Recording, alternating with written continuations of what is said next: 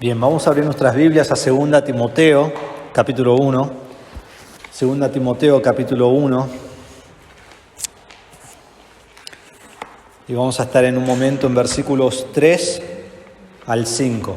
2 Timoteo, capítulo 1, versículos 3 al 5.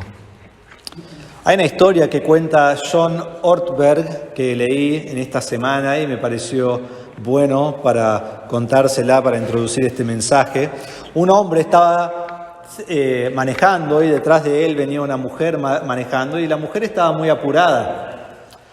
Y llegan a una intersección y el semáforo se pone en amarillo y entonces el hombre de adelante frena y la mujer de atrás se vuelve loca y le empieza a gritar, le toca bocina, tiene frustración, le grita, le hace gestos y un montón de cosas más. Y dice este hombre, en el medio de su explosión de ira, alguien golpea su ventana y ella levanta la vista y mira y es un policía. Y la invita a salir del auto y la lleva a la estación, donde la registran, donde le toman las huellas y la ingresan en una celda. Después de un par de horas, la liberan y el oficial que la arrestó le entrega todos sus efectos personales y le dice: lamento mucho el error, señora. Me detuve detrás de su auto mientras usted tocaba la bocina usando malos gestos y malas palabras. Me di cuenta de la calcamonía en el paragolpes que decía: ¿qué haría Jesús?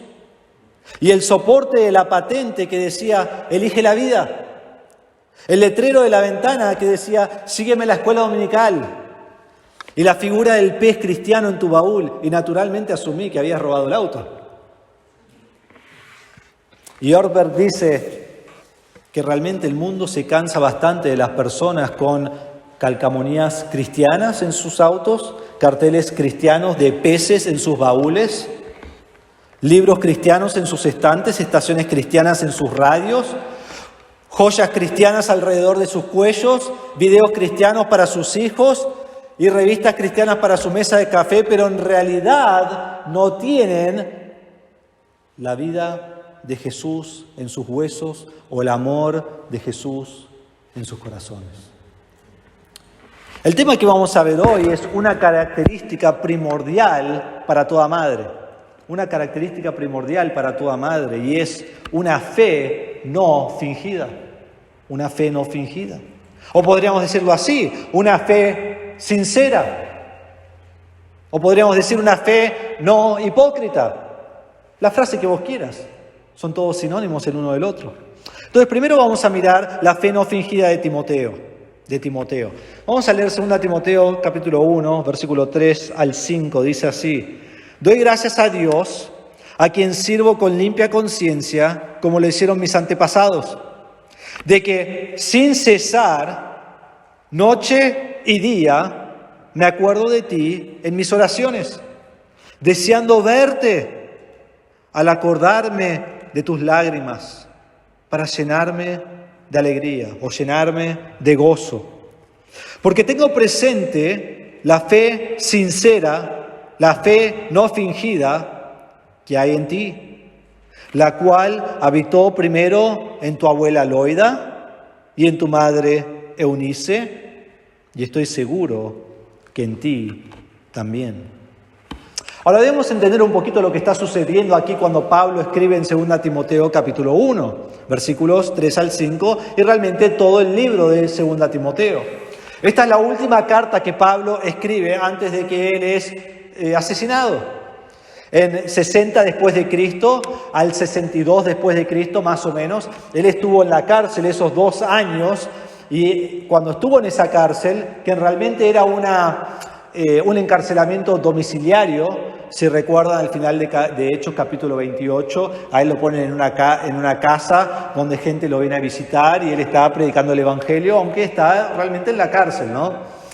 Y allí él escribe el libro de Efesios, o la carta de Efesios, la carta a los Filipenses, la carta a los Colosenses y la carta a Filemón. Luego de que él está en la cárcel, esos 2 años lo liberan y él sale de la cárcel más o menos por 4 años, hasta 66 después de Cristo. En ese tiempo, esos 4 años, él escribe a Timoteo, lo que conocemos como 1 Timoteo, y él escribe a Tito, lo que conocemos nosotros como el libro de Tito. Entonces ahora está nuevamente en la cárcel, en 66 o hasta 67 después de Cristo. Y es en ese momento que él escribe esta carta a Timoteo, que nosotros llamamos 2 Timoteo. Pero este encarcelamiento es diferente. No es domiciliario, no puede tener visitas, está en prisión en un lugar feo, una celda fría porque pide su capa. Está encadenado, nos dice capítulo 2, versículo 9. Está sin esperanza de ser librado. Escuchen lo que dice en 2 Timoteo 4, 6. Porque yo ya estoy para ser derramado como una ofrenda de libación y el tiempo de mi partida ha llegado. Él está al final de su vida. Él está por morir. Y sabemos que termina de escribir esta historia y él va a morir. No solo esto, sino que todos los que estaban con él lo abandonaron. En 2 Timoteo 1:15 dice, ya sabes esto, que todos los que están en Asia me han vuelto la espalda, entre los cuales están Figelo y Hermógenes. Y después dice en capítulo 4, versículo 16, en mi primera defensa nadie estuvo a mi lado, sino que todos me abandonaron, que no les sea tomado en cuenta. Y le dice a Timoteo, ven pronto a verme. ¿Por qué? Porque su muerte es inminente. Pablo está por morir. Entonces, en este contexto de lo que está ocurriendo con Pablo, miremos cómo él comienza esta carta a Timoteo. Y no vamos a leer versículo 1 y 2, pero sí en versículo 3 en adelante. Él dice, doy gracias a Dios. Ahora, imagínate esta circunstancia, ¿no? ¿Vos darías gracias a Dios? ¿Vos darías gracias a Dios? Y esta palabra gracias viene de la raíz en griego que es gozo. Tengo gozo en Dios. Tengo gozo en medio de mis circunstancias. Y dice que tiene gozo sirviendo a Dios con limpia conciencia, como lo hicieron creyentes que vinieron antes que él. Y dice, doy gracias a Dios de que sin cesar, noche y día, me acuerdo de ti en mis oraciones. Él está orando por Timoteo todo el tiempo, noche y día, todo el momento, constantemente, continuamente, recuerda a Timoteo y está orando por él. Y le dice en versículo 4, deseando verte. Está en la cárcel, está solo, los amigos, otros que se han llamado creyentes lo han abandonado y él está solo y dice, deseo verte, tengo un gran deseo de verte. Yo me acuerdo cuando estaba estudiando en la facultad y estudié fuera del país y cada 4 meses después de un semestre volví a Argentina, estaba 1 mes, 2 meses y después volví a irme. Y en ese tiempo estaba de novio con Anaí y cada vez que nos íbamos hasta el aeropuerto, la abrazaba, le decía chao, llorábamos. No falta decir que odio el aeropuerto, no me gusta el aeropuerto, odio los aeropuertos. Y te subías al avión y ya, viste, se te iban las lágrimas y te ponías a pensar de nuevo y llorabas, ¿no? Y llegaba a la facultad después de un día de viaje y lloraba y pensaba, deseo verte, era mi anhelo. Y en ese tiempo no era como hoy que hay WhatsApp, habían más cosas, pero era un mail una vez cada tanto cuando ella iba a una cabina para escribir. Y deseaba verla. Pero mis circunstancias no eran nada como las que está enfrentando Pablo. Pablo está en la cárcel, está por morir. Y él le dice a Timoteo, deseo verte, te tengo que ver. Y dice, porque me acuerdo de tus lágrimas de la última vez que nos vimos. Y dice allí, para llenarme de alegría. Esto es lo que trae alegría a mi vida. Esto es lo que trae, la palabra aquí mejor traducida sería gozo. Esto es lo que trae gozo a mi vida. En el Señor. Y le dice en versículo 5, y es donde quiero que pasemos nuestro tiempo, porque tengo presente la fe sincera que hay en ti. Se acuerda de la fe sincera de Timoteo. Ahora, él podría haber nombrado muchas cosas acerca de Timoteo. Muchas cualidades espirituales acerca de Timoteo. Y él habla de su amor, de su paciencia, de su doctrina, de su enseñanza. Pero sobre todas las cosas, la que más sobresale en la mente de Pablo es su fe sincera. Su fe no fingida. Es como que vayas a las montañas y están todas las montañas, pero después mirás allá arriba y ahí está el monte Everest. ¿Qué hace? Sobresale sobre todas las demás. Y Pablo le dice, me acuerdo de ti y estoy recordando constantemente, llevando a la memoria tu fe no fingida, tu fe sincera. Esta palabra sincera viene de varias palabras en griego, pero lo podría decir así, es la palabra anupócritos. O sea, upócritos, ¿le suena upócritos? Hipócrita, con un prefijo negativo antes, a, que significa no hipócrita. No hay que explicar mucho acerca de un hipócrita, ¿no? Todos sabemos lo que es un hipócrita. Quizás no hay que ir muy lejos y voy al espejo y ya veo un hipócrita, ¿no? Puede ser que estábamos pensando en otro, pero a veces tenemos que pensar en nosotros mismos. El hipócrita, la palabra se usaba de un actor o de una persona que interpretaba a otra persona o algún poeta. Y entonces los griegos lo que hacían es, ellos cuando actuaban se ponían máscaras muy grandes cuando estaban en el escenario e interpretaban a la persona que ellos fueron dados el papel de interpretar. Pero luego cuando termina la actuación se van y se sacan la máscara y realmente no son esa persona. Es como lo que vemos de un actor hoy. Actúa en una película, pero realmente no es quién es él, es un personaje que él está reflejando. Entonces después, al desarrollarse esta palabra, comenzó a significar lo que vemos hoy, que es cualquier persona que usaba una máscara figurativa pretendiendo ser alguien que no es. Por ejemplo, hoy los actores, ¿no? Podríamos decirles son hipócritas, aunque no usaríamos la palabra en ese contexto. Quizás políticos, decimos todo el tiempo, son hipócritas. Quizás un jefe que tengo es un hipócrita, me dice que haga algo y después hace lo opuesto. Es alguien que pretende ser algo que no es o que hace algo que quizás ha dicho ya que no va a hacer o que no debe hacer. Es alguien que dice algo y hace lo opuesto. Y lo triste es que en la fe también hay hipócritas. En la iglesia también hay hipócritas. Hay creyentes que son hipócritas. Hay miembros de la iglesia que son hipócritas. Y quizás vienen a la iglesia cada semana y vienen con su Biblia abajo de su brazo y bendicen a todos y están tan contentos y tienen una sonrisa y yo soy el mejor creyente del mundo. Y después vuelven a su casa, se sacan la máscara, la meten abajo de la cama o en el placar y se desencadena lo que realmente está en el corazón de una persona. Su vida es un fraude, su vida es un engaño. Y en fin, piensan que engañan a todo el mundo, pero el único al que rinden cuentas al final de su vida, ¿saben quién es? Dios. Y a Dios nadie le engaña. A Dios nadie lo puede engañar. Jesucristo no le gusta el hipócrita. Y él en Mateo 23, si has leído alguna vez Mateo 23, te debe llamar la atención. Él habla a los escribas y a los fariseos. ¿Y qué les dice? Son unos hipócritas. Le dice en Mateo 23. Hay de ustedes, escribas y fariseos hipócritas, que cierran el reino de los cielos delante de los hombres. Hay de ustedes, escribas y fariseos hipócritas, que devoran las casas de las viudas.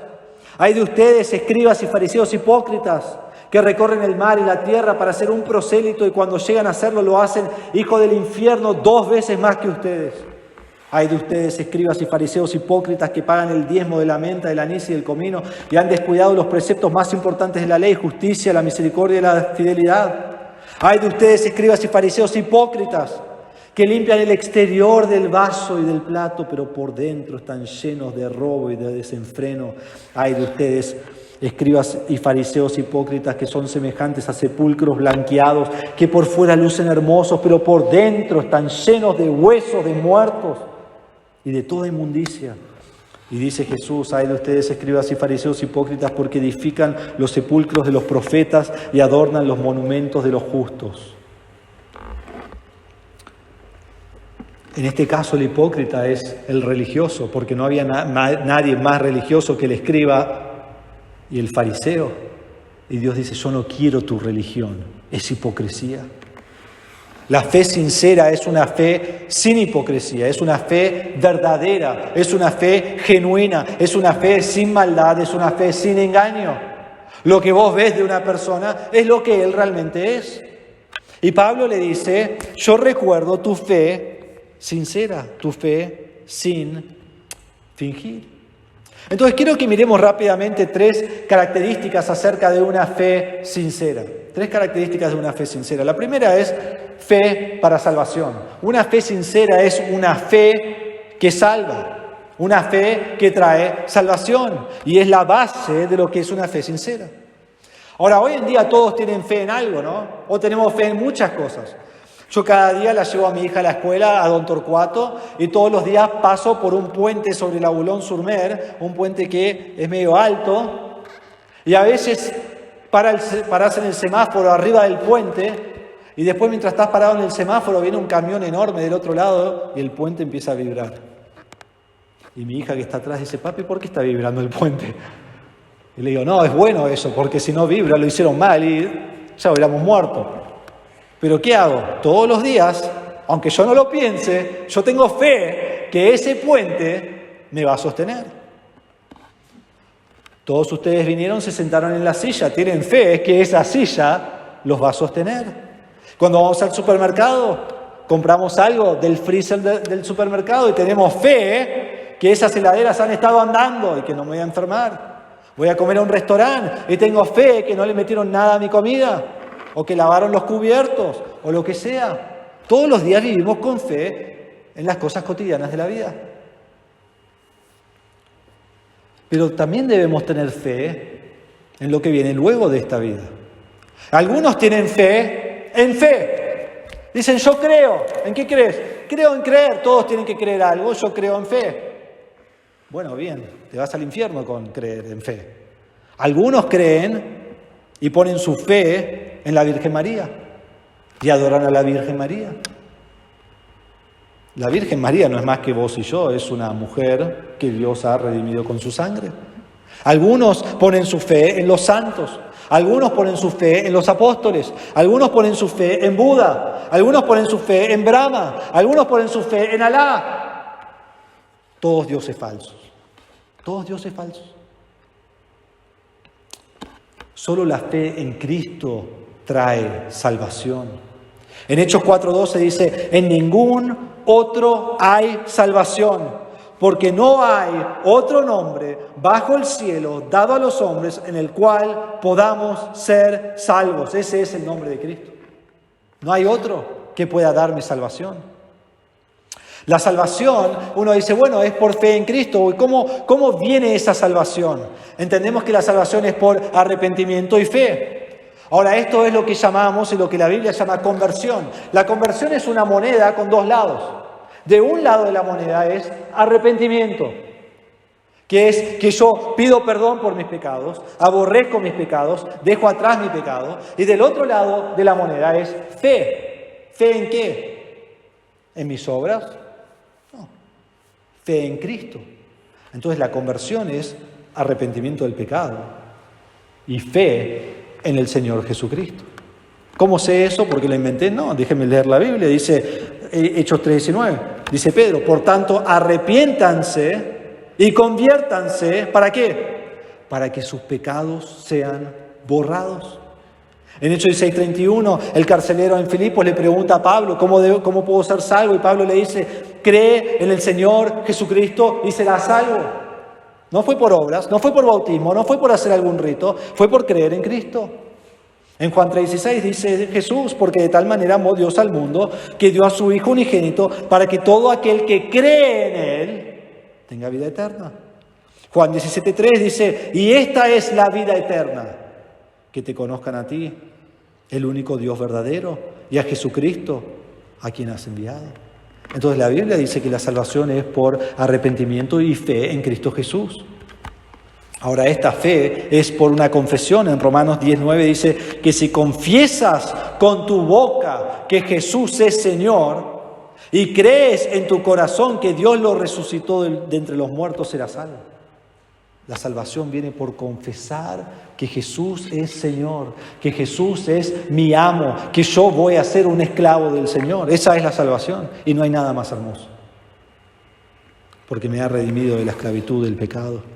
Entonces esta salvación viene por fe y esta fe viene por la gracia de Dios. En Efesios 2, 8 y 9 dice, porque por gracia ustedes han sido salvados por medio de la fe y esto no procede de ustedes, es un don de Dios. Dios en su gracia me ha dado la fe necesaria para creer en Cristo.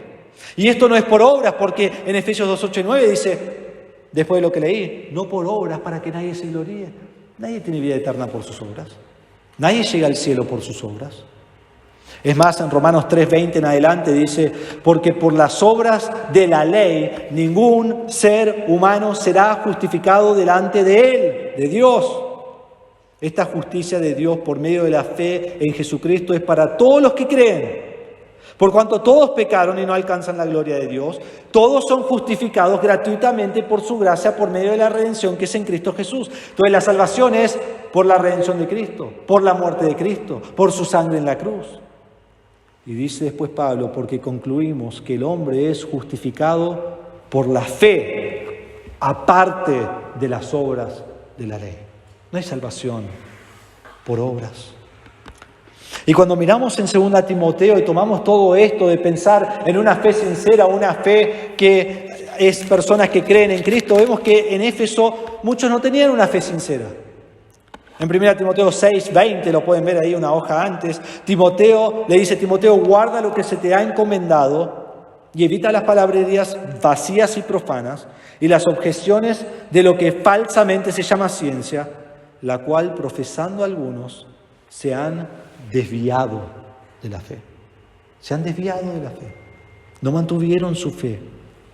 Pero sabemos que Timoteo tiene fe en Cristo. No lo voy a leer, pero pueden verlo después. En 1 Timoteo 4:10 habla de su fe. En 1 Timoteo 6:12 habla de su fe. Él era un hombre que había puesto su fe en Cristo para salvación. Entonces una fe sincera es primero una fe salvadora. Te pregunto, ¿has puesto tu fe en Cristo como tu Salvador? ¿Has puesto tu fe en Cristo como Salvador? La Biblia dice que todo aquel que no confiesa a Cristo, su fin es el infierno. Su fin es la muerte eterna. Su fin es separación de Dios para siempre. Solo hay salvación en Cristo Jesús. Todo lo demás es una mentira. Todo lo demás es una religión falsa. La palabra de Dios. Hoy vivimos en un día donde cada uno tiene su verdad. Eso es una mentira. La única verdad que existe en el mundo está acá en la palabra que Dios nos ha dado. Y Él dice, solo en Cristo hay salvación. Entonces, amigo, solo en Cristo hay salvación. Segundo, una fe sincera produce obediencia, o podríamos decir una fe sincera produce buenas obras. Produce buenas obras. Entonces uno dice, bueno, yo creo que soy salvo. Bueno, la pregunta que te hago es, ¿cómo sabes que sos salvo? ¿Cómo puedo saber yo que soy salvo? Porque hice una oración. ¿Vos por qué sos salvo? ¿Y? Porque cuando yo tenía 14 años yo me senté en mi cuarto e hice una oración al Señor. Hice la oración de salvación. Acá en la Biblia, en ningún lado dice que para ser salvo tenés que hacer una oración. No lo dice. Buscá el versículo y mostrámelo. No lo dice. Algunos dicen, yo soy salvo porque acá en mi Biblia adelante escribí la fecha del día que hice una profesión. ¿Y qué hiciste desde ese momento? No, nada, ni voy a la iglesia, pero está anotado. O algunos dicen, mi pastor me dijo tal fecha que fui salvo. O mis padres me dijeron que fui salvo. O una vez en la iglesia dijeron, todos los que quieren conocer a Cristo como Salvador, pasen adelante. Una vez hicimos una colonia bíblica en una iglesia y el pastor dijo a los niños, el que quiera conocer a Cristo, pasa adelante. Habían 200 niños. ¿Saben cuántos pasaron? 200 niños. Y al otro día decíamos, bueno, ¿ustedes conocen a Jesús? Sí. ¿Por qué? ¿Por qué pasamos adelante? Qué triste. No es así. No es así. Algunos creen que son salvos porque son buenos, y entre comillas, porque la Biblia dice no hay nadie bueno. Algunos dicen que son salvos porque dicen yo voy a servir al Señor. Y mi pregunta es, ¿no estás sirviendo al Señor? Entonces, ¿cómo puedo saber que mi profesión es verdadera? Porque la salvación viene por confesar a Cristo como Señor. Pero ¿cómo puedo saber que no fue algo que dije con mi boca, pero realmente no lo creí en mi corazón? ¿Cómo puedo saber? Bueno, déjeme darle algunas formas. Primero, el creyente, el que ha hecho una profesión de fe, anda en luz. Anda en luz. Escuchen con atención. 1 Juan 1:6 dice, si decimos que tenemos comunión con Él, con Dios, pero andamos en tinieblas, mentimos y no practicamos la verdad. Pero si andamos en luz, como Él está en luz, tenemos comunión los unos con los otros y la sangre de Jesús, su Hijo, nos limpia de todo pecado. ¿Qué está diciendo? Todo aquel que ha sido limpiado por la sangre de Cristo no anda en tinieblas, sino anda en luz. ¿Qué es andar en tinieblas? Andar en pecado, vivir en pecado. Es la forma que es mi vida continuamente. ¿Qué es andar en luz? Andar según la palabra de Dios, según lo que Él quiere. Entonces, toda persona que conoce al Señor anda en luz. Segundo, toda persona que conoce al Señor obedece a Cristo. Jesús mismo dice, si ustedes me aman, guardarán mis mandamientos. Ahora, esto no es guardar de que, tengo esta botellita, la guardo en el bolsillo. No es eso. Guardar es hacer, ir tras los mandamientos, amar los mandamientos, poner en práctica los mandamientos. Tercero, el creyente produce frutos espirituales. Escuchen lo que dice Jesús en Mateo 7. Dice, cuídense de los falsos profetas, porque se visten de ovejas, pero son lobos rapaces. Le dice, por sus frutos los conocerán.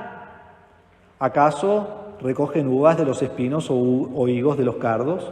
Así todo árbol bueno da frutos buenos, pero el árbol malo da frutos malos. Un árbol bueno no puede producir frutos malos y un árbol malo no puede producir frutos buenos. Todo árbol que no da buen fruto es cortado y echado al fuego.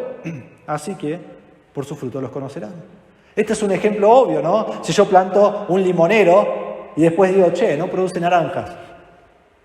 Si vos le dices a alguien, no produce naranjas, te van a decir, ¿qué plantaste? Planté un limonero. Entonces, ¿por qué estás esperando naranjas? Entonces, lo que dice es, si vos conocés a Cristo, entonces tu vida debe reflejar que conoces a Cristo. Y no puedes estar viviendo en pecado, porque eso refleja que no conoces a Cristo. En Efesios 2:10 nos dice que fuimos creados en Cristo Jesús para buenas obras.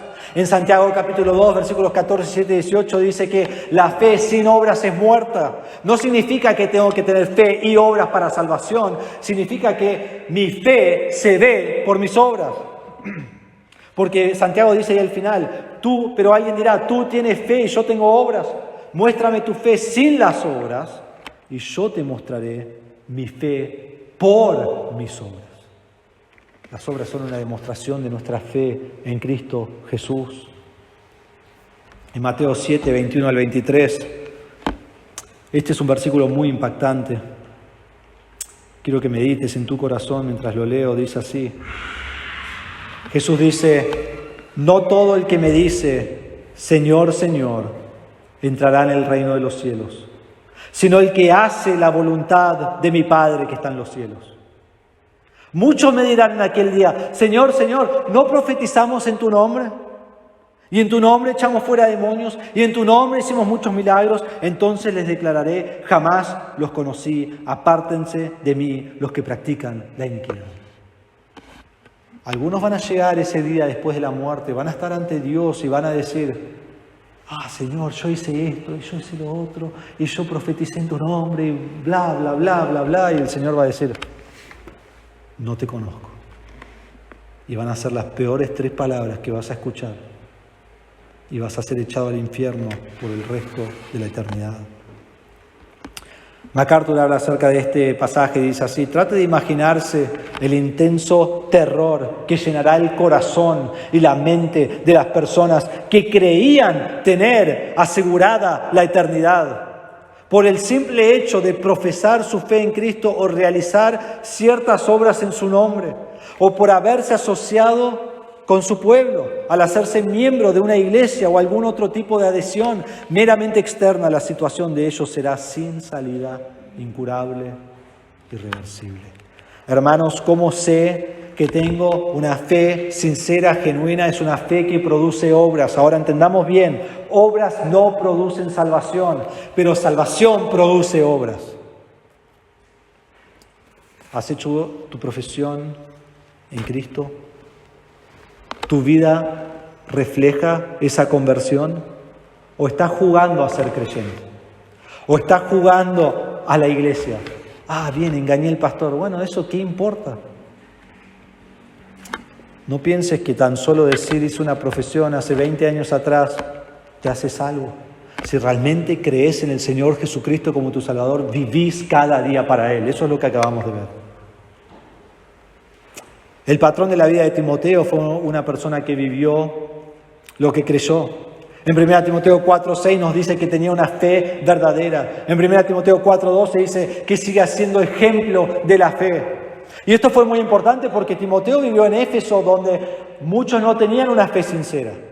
Los quiero leer, pero va a tomar mucho tiempo. 1 Timoteo 1:6 nos dice que algunos se desviaron de la fe sincera. 1 Timoteo 1:19 y 20 dice, Himeneo y Alejandro rechazaron la fe. 1 Timoteo 4:1 dice que algunos se apartaron de la fe. ¿Por qué? Porque escucharon la hipocresía de mentirosos. 1 Timoteo 6:10 dice que algunos se extraviaron de la fe porque ellos amaron más el dinero.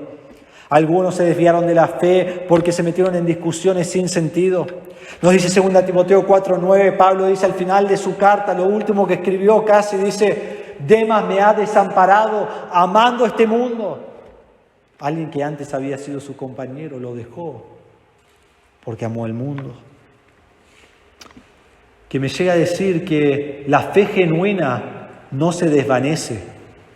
Una persona que por 10, 15, 20 años profesó conocer a Cristo y después se aparta de la verdad, es una persona que nunca conoció a Cristo. No es que tuvo la salvación y se pierde. La Biblia no dice que puedes perder tu salvación.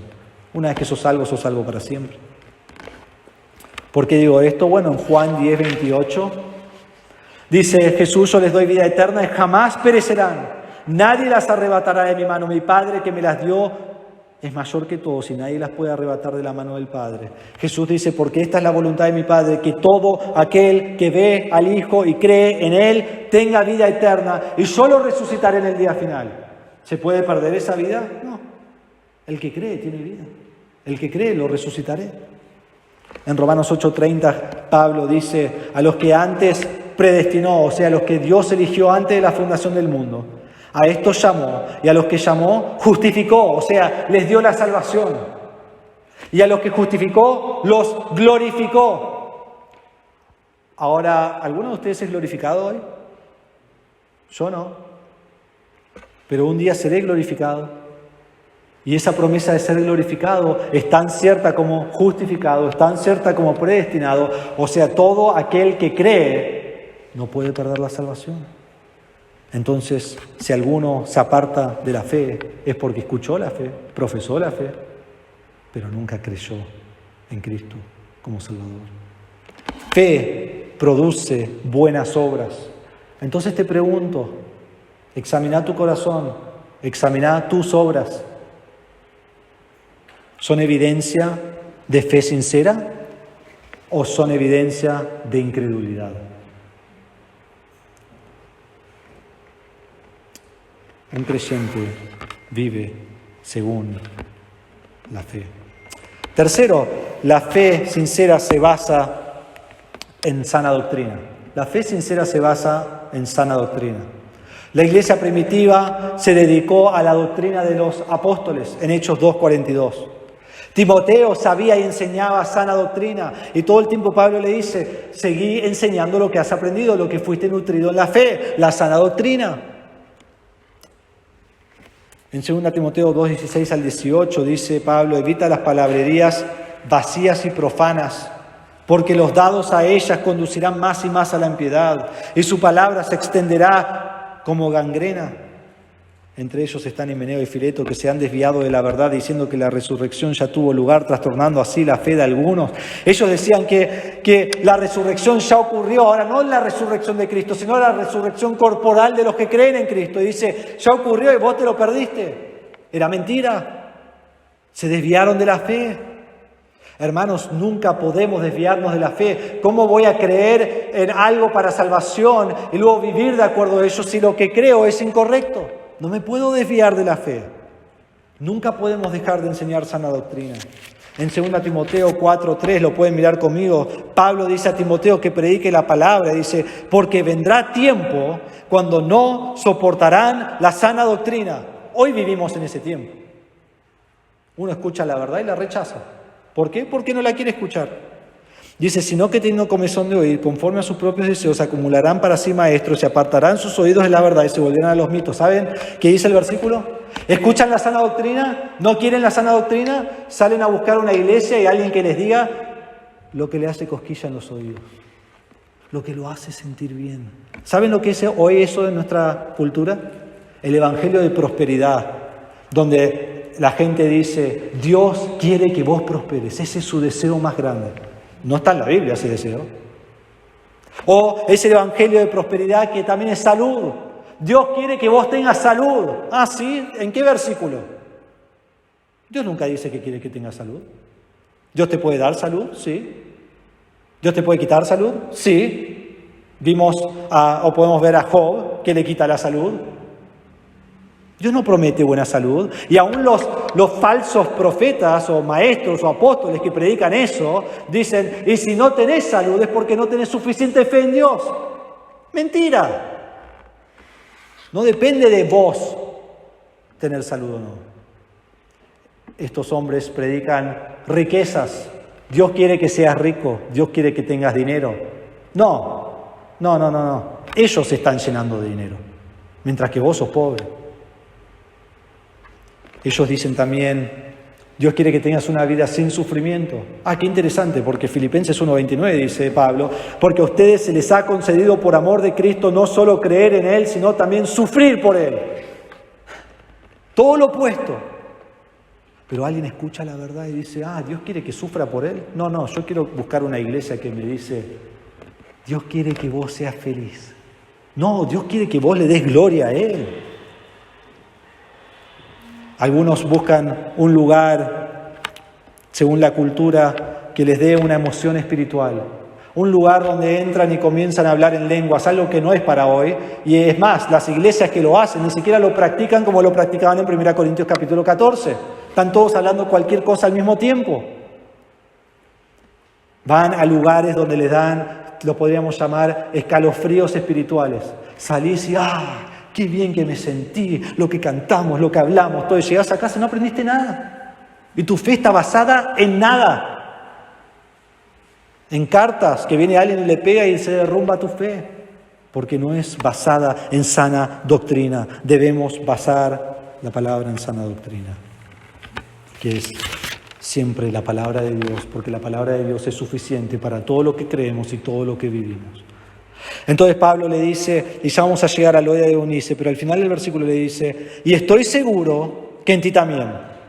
Dice, esta fe sincera habitó en tu abuela, en tu madre, y estoy seguro que en ti también. Esa palabra seguro es, estoy persuadido, estoy seguro, no tengo duda, lo sé. Es la misma palabra que Pablo usa de Dios cuando dice, porque estoy convencido, estoy seguro de que ni la muerte, ni la vida, ni ángeles, ni principados, ni lo presente, ni lo porvenir, ni los poderes, ni lo alto, ni lo profundo, ni ninguna otra cosa creada nos podrá separar del amor de Dios que es en Cristo Jesús. Así de seguro está Pablo. Así de seguro. Yo me acuerdo el día de mi casamiento, el 8 de septiembre del 2007. El 8 de septiembre del 2007. Y así estábamos en la iglesia de San Miguel, donde es el pastor mi suegro. Y yo estaba adelante, estaba esperando.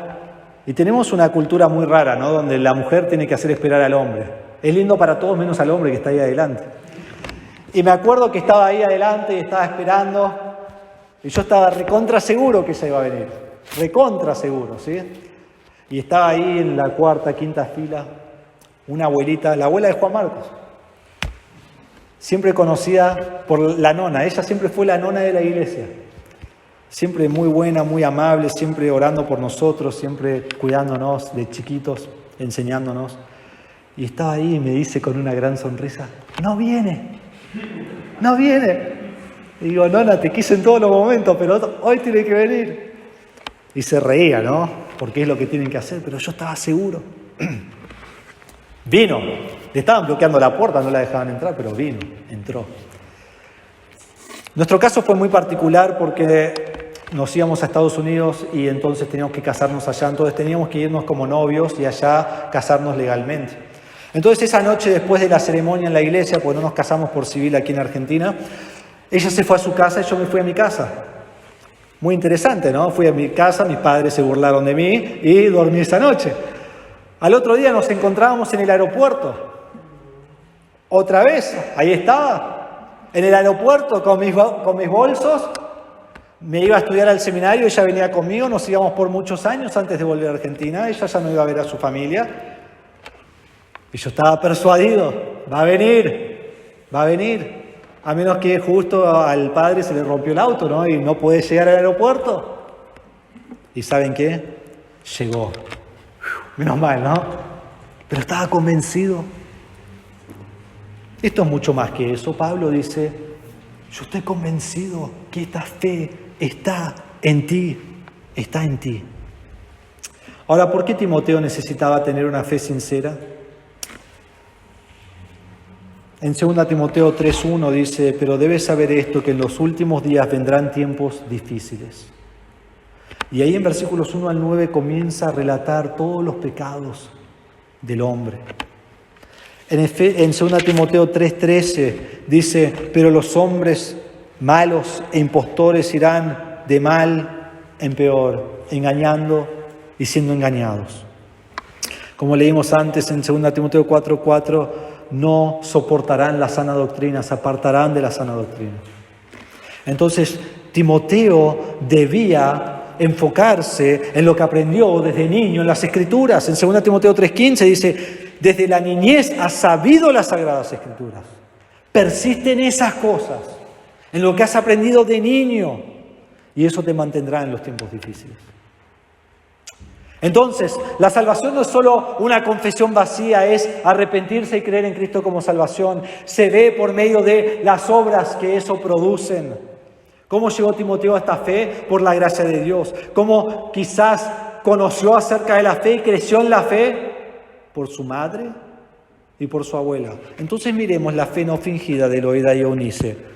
Porque quizás viniste en Día de la Madre y decís, quiero un mensaje de Día de la Madre. Bueno, tenemos que llegar.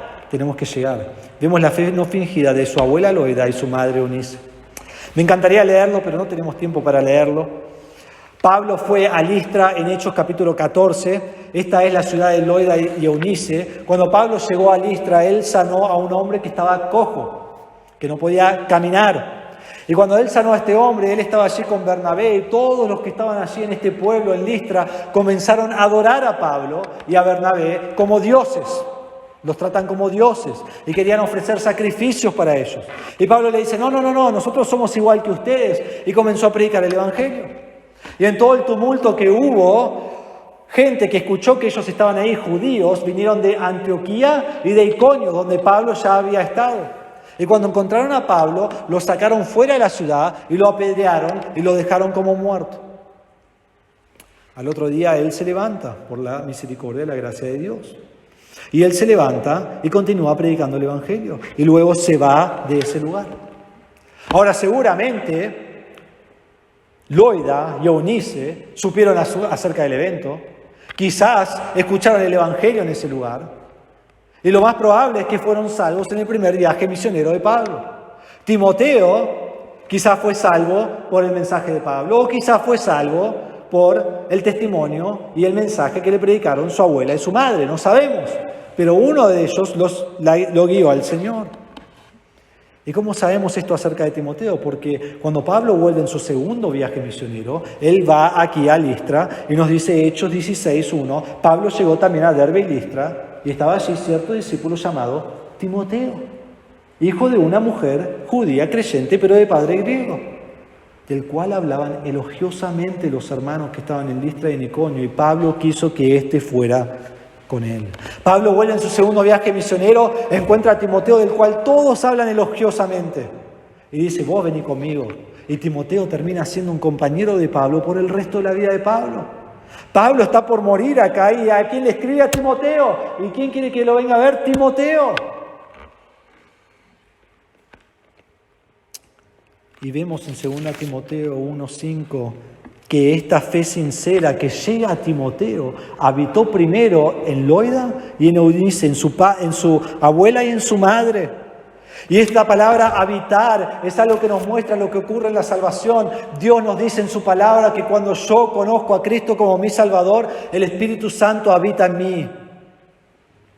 Y nos dice Pablo en Colosenses 3:16 que la palabra de Dios debe habitar, debe morar en abundancia en mi vida. Y cuando mora en mí se manifiesta en acción, se manifiesta en fe inamovible, se manifiesta de manera verdadera y genuina, como ya hemos visto. Esta fe habitó en Loida y en Eunice. Y ya hemos leído en 2 Timoteo 3:15 que él debía persistir en lo que aprendió desde la niñez. ¿Cómo lo aprendió? ¿Por quién lo aprendió?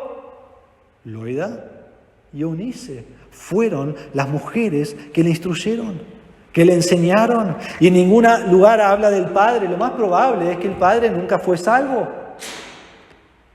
Pero Loida y Eunice le guiaron. Ellas vivieron la palabra de Dios, ellas le enseñaron la palabra de Dios, ellas no tuvieron una fe que era fingida, sino que creyeron en Dios y vivieron para Dios. Y eso atrajo a Timoteo al Evangelio. ¿Es este tu testimonio como madre, como abuela? ¿Sos una madre que enseña la palabra de Dios a sus hijos? ¿Sos una madre que vive con fe verdadera ante sus hijos? Que cuando sean grandes van a anhelar servir al Señor. ¿Sos una madre que les demuestra a Cristo? ¿Sos una abuela que a tus nietos les demostrás a Cristo? Recuerden que esto empieza con la abuela Loida y su madre Eunice. ¿Cómo llega Timoteo a tener esta fe no fingida, a ser el hombre que es en Hechos 16 cuando vuelve Pablo? ¿Cómo llega a eso? Comienza con la formación de dos mujeres que aman a Dios. Y ellas hicieron exactamente lo que el Antiguo Testamento dijo que ellas tenían que hacer. ¿Recuerdan Deuteronomio 6, 5 y 6? Dice: oye Israel, Dios es uno, amarás al Señor tu Dios con todo tu corazón y con toda tu alma y con todas tus fuerzas. Primero, ellas debían amar a Dios. A veces nosotros queremos enseñar a nuestros hijos sin amar a Dios. No funciona. Ellas debían amar a Dios. Y segundo, ellas debían enseñar diligentemente a sus hijos a amar a Dios. Y dice, todo el día recordarles, escribilo en tu casa, escribilo en tus puertas, atalo a tus manos, atalo a tu cabeza, ponelo en todos lados. Y cada cosa que ves en la vida, decirle, ¿sabes qué? Esto me recuerda a lo que ha hecho Dios. Y Proverbios 22:6 dice, instruye al niño en el camino en que debe andar y aun cuando sea viejo no se apartará de él. Ahora quiero que esto sea claro. No significa que cada hijo que es instruido en la palabra va a vivir para el Señor, porque cada uno debe determinar si va a creer en Cristo o no y servirle. Pero esto es una realidad en la vida de Timoteo. Fue instruido en vivir para el Señor y cuando fue grande le sirvió hasta el final de su vida. Entonces, algunas aplicaciones. Toda madre, y acá podemos agregar todos los que estamos acá, debemos tener una fe sincera. Primero, debo poner mi fe en Cristo para salvación. Comienza ahí. Es el fundamento. Y segundo, debo vivir un ejemplo de vida cristiana. Debo vivir lo que confieso. Si vos vivís de manera carnal, ¿por qué esperarías que tus hijos vivan poniendo su fe en Cristo? ¿Por qué esperarías que ellos amen a Cristo? No, comienza con nosotros, como padres, como abuelos.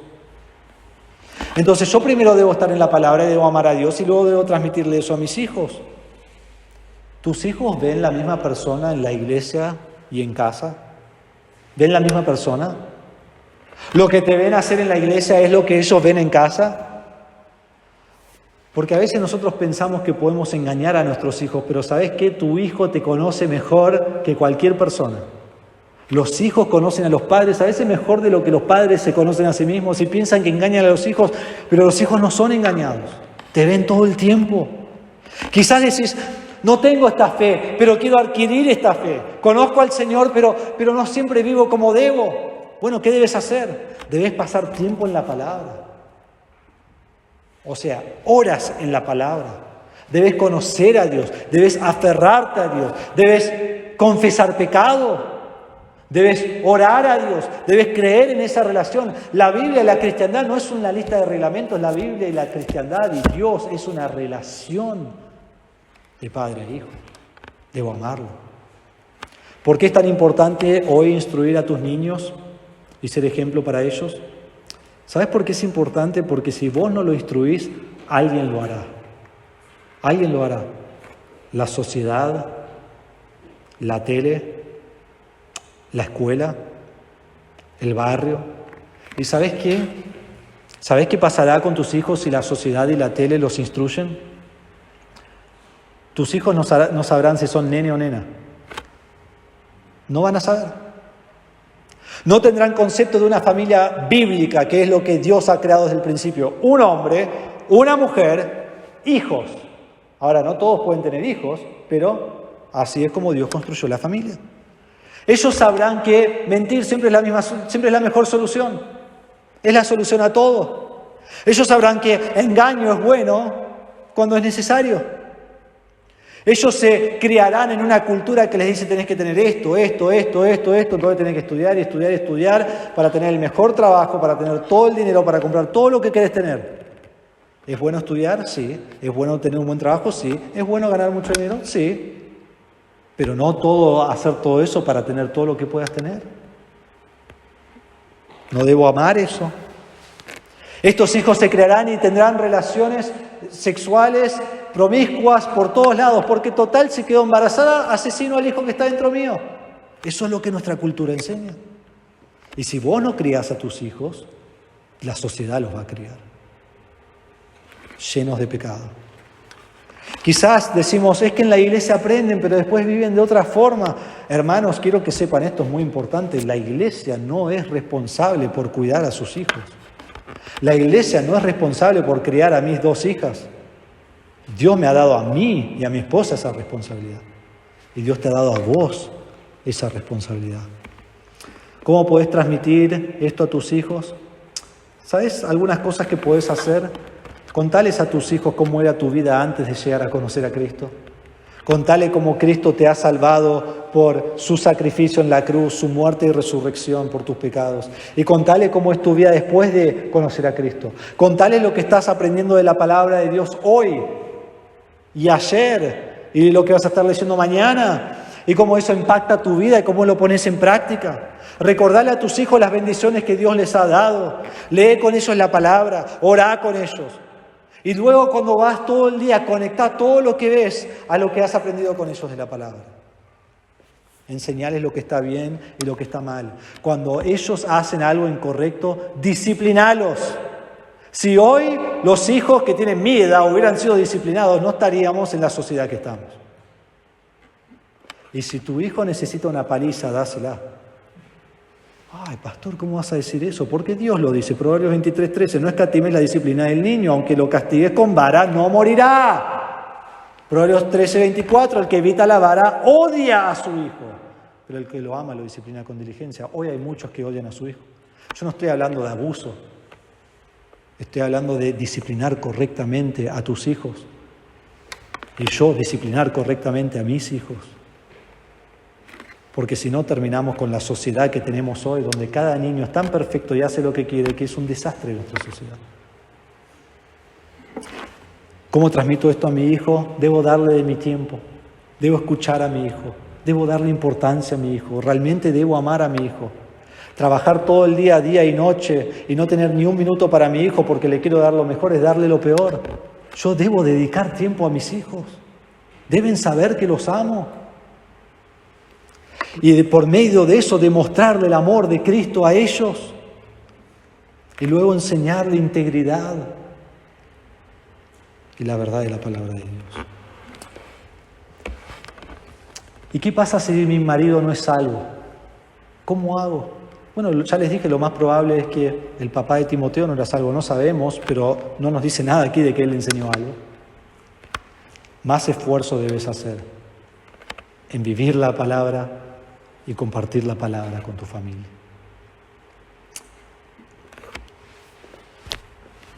Ahora, ¿qué hago si mis hijos son grandes? Ya no viven en mi casa, están apartados del Señor, están lejos del Señor. Y quizás están lejos del Señor porque yo no fui el padre que debía ser. Yo no fui la madre que debía ser. En realidad es culpa mía porque yo dije que amaba al Señor y vivía una vida desastrosa y entonces eso llevó a mis hijos a descarriarse. Bueno, ¿qué debo hacer? Deja de fingir. Viví hoy para el Señor. Anda a tus hijos y pedíles perdón porque no viviste lo que profesabas. Y al comenzar a vivir eso, seguí invirtiendo en ellos. Y seguí orando por ellos. Y sé un ejemplo a ellos. Y si pensás que perdiste a tus hijos y ellos tienen hijos, invertí en tus nietos. Y mostrarle un ejemplo de una abuela y un abuelo que aman al Señor. Y decís, pastor, pero yo no soy madre, yo no soy padre, madre o mi abuela, ni siquiera soy mujer, soy un hombre. Hermanos, creo que ya hemos entendido, ¿no?, que este principio es para todos. Si sos madre o padre, Dios te ha dado esa responsabilidad. Si sos una jovencita que todavía no se ha casado, bueno, anda preparándote. Y si no tenés hijos, seguí preparándote para que cuando llegue el momento instruyas a tus niños como Dios quiere. Sea quien sea que seas, hombre, mujer, la edad que seas, debemos ser ejemplos de personas de fe no fingida. Para los niños, para los adolescentes, para los jóvenes, para los adultos, para los que son más mayores, para todos. Tener una fe no fingida, siendo un ejemplo a otros y ayudando a otros que quizás recién están comenzando en su vida cristiana. Entonces te pregunto, ¿sos una madre de fe sincera? ¿Sos una madre de fe sincera? Y te hago esta pregunta, ¿sos un hijo que ha sido criado por una madre de fe sincera? Agradece a tu mamá, honra a tu mamá, elogia a tu mamá. Sos muy bendecido y sos muy bendecida si tenés una madre que te ha instruido en la palabra de Dios. Da gracias. Pero quizás es lo opuesto, quizás tu madre no conoce al Señor. ¿Qué debo hacer? Orá por tu madre, orá por tu madre. Sé ejemplo a tu madre, compartir el Evangelio a tu madre y confía en que Dios la puede salvar. Una característica primordial para toda madre y para todo creyente es una fe no fingida. Vamos a orar. Padre, te damos gracias por tu palabra en esta mañana. Te damos gracias por todas las madres que están aquí representadas. Padre, qué hermoso es el cariño de una madre, el amor de una madre que cuida de su hijo, que abraza a su hijo, que le demuestra esa bondad, ese amor, ese cariño tan hermoso. Y Padre, te pido que nosotros podamos entender que junto con eso del rol de la madre, debemos seguir enseñando a los hijos. Por medio de instrucción de la palabra, por medio de corrección, por medio del ejemplo de cómo es vivir una fe sincera en Cristo. Padre, si hay alguien aquí que no te conoce como Salvador, que está confiando en sus obras, que está confiando en un bautismo, que está confiando en una oración que fue no del corazón, sino con sus labios. Padre, te pido que tú hoy le salves, que hoy se arrepienta de su pecado y ponga su fe en Cristo. Padre, para aquellos que son salvos, te pedimos, Señor, que vivamos de acuerdo a lo que somos, que nuestra salvación se vea en nuestras obras, no obras para salvación, sino obras como resultado de la salvación, como tú nos has enseñado. Y que seamos padres y madres que te aman e instruyen a sus niños, seamos hijos que honran a su madre y que todos vivamos con una fe sincera que te agrada a ti. Damos gracias por tu palabra en esta mañana. Damos gracias por las madres en esta mañana y pedimos que tú las bendigas. En el nombre de Jesús. Amén.